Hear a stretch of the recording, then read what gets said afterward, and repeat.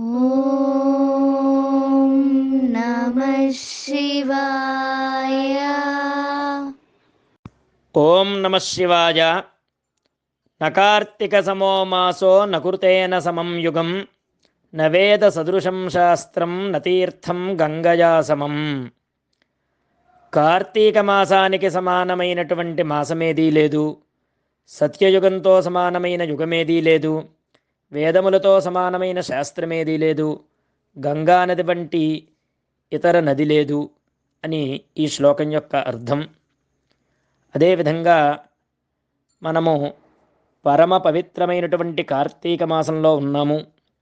ఆ కార్తీక మాసము యొక్క వైశిష్ట్యాన్ని తెలిపే కార్తీక పురాణము తెలుసుకునే ప్రయత్నాన్ని చేద్దాం. ఓం నమ శివాయ. ఓం నమో నారాయణాయ. కార్తీక పురాణం 26వ అధ్యాయం. అంబరీషోపాఖ్యానం. దూర్వాసుడు శ్రీహరిని శరణు వేడుట మరియు దశావతార వర్ణన ఘట్టం. ఈ విధంగా అత్రి మహాముని అగస్త్యునితో దూర్వాసుడి కోపం వల్ల కలిగిన ప్రమాదాన్ని తెలిపి మిగతా వృత్తాంతాన్ని ఇలా చెబుతున్నాడు. సుదర్శన చక్రం తరుముతుండగా ముక్కోపి అయిన దూర్వాసుడు భూలోకం, భువర్లోకం, సువర్లోకం, మహాలోకం, జనోలోకం, తపోలోకం, సత్యలోకం ఇలా అన్ని లోకాలు తిరుగుతూ తనను రక్షించేవారెవరూ లేకపోవడంతో వైకుంఠానికి వెళ్ళాడు. అక్కడ శ్రీహరిని ధ్యానిస్తూ, ఓ వాసుదేవ, పరంధామ, జగన్నాథ, శరణాగతి రక్షక, నన్ను రక్షించు. నీ భక్తుడైన అంబరీషుడికి కీడు చేయదలిచాను. నేను బ్రాహ్మణుడనై ఉండి ముక్కోపినై మహాపరాధం చేశాను. నీవు బ్రాహ్మణ ప్రియుడవు. బ్రాహ్మణుడగు భృగు మహర్షి నీ హృదయం పైన తన్నినా సహించావు. ఆ కాలిగురుచు నేటికి నీ వక్షస్థలంపై కనిపిస్తుంది కదా.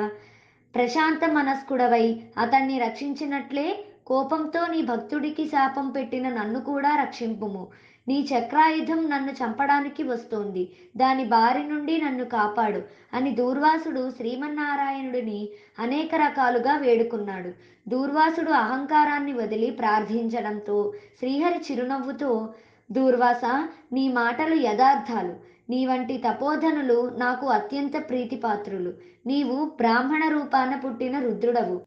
నిన్ను చూసి భయపడకుండా ఉండేవారు ముల్లోకాలలో లేరు.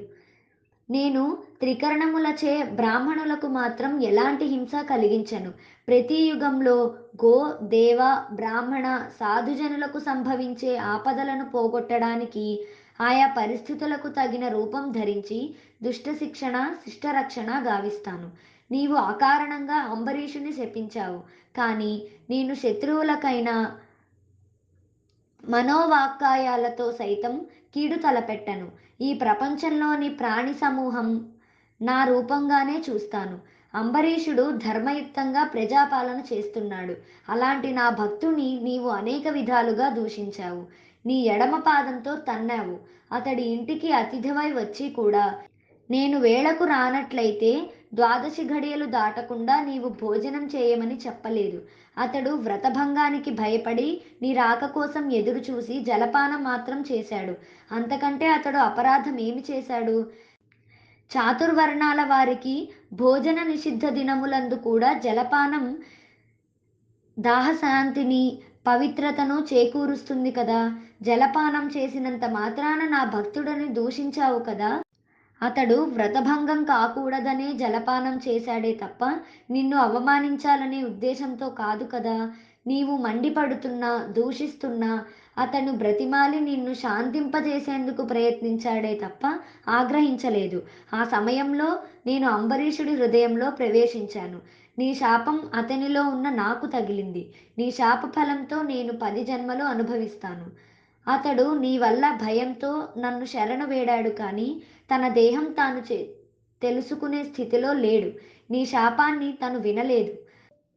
అంబరీషుడు నా భక్త కోటిలో ఒకడు, భక్తుల్లో శ్రేష్ఠుడు. అతను నిరపరాధి, దయాశాలి, ధర్మతత్పరుడు. అలాంటి వాడిని అకారణంగా దూషించావు. అతన్ని నిష్కారణంగా శపించావు. అయితే నీవేమీ చింతించకు. ఆ శాపాన్ని నేను స్వీకరించాను. లోకోపకారానికి వాటిని నేను అనుభవిస్తాను. అదెలాగంటే, నీ శాపంలో మొదటి జన్మ నేను ఈ కల్పాన్ని రక్షించేందుకు, సోమకుడనే రాక్షసుణ్ణి చంపేందుకు మత్స్య రూపం ధరిస్తాను.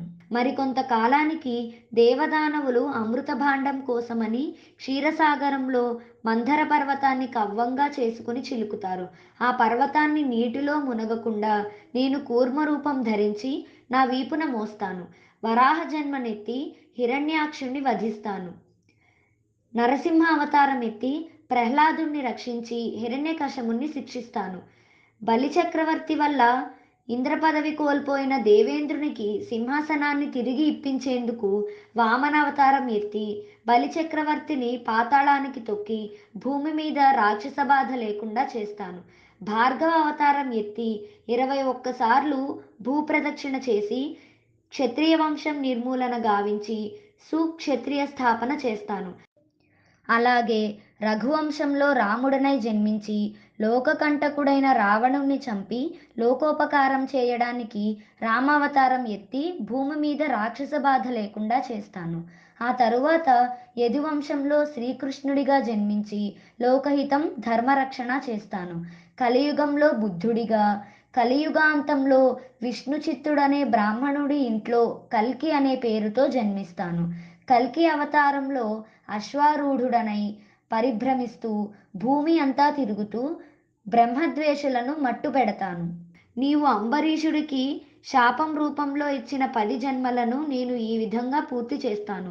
నా దశావతారాలను సదా స్మరించే వారి పాపాలు తొలగిపోతాయి, వైకుంఠ ప్రాప్తిని పొందుతారు. ఇది అక్షర సత్యం అని చెప్పాడు.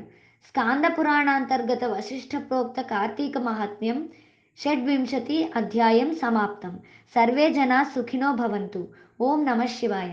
ఓం నమో నారాయణాయ. అందరము కూడా భక్తిగా కార్తీక పురాణాన్ని విందాం. కార్తీక దామోదరుని అనుగ్రహాన్ని పొందుదాం. శుభం భూయాత్. ఓం నమః శివాయ.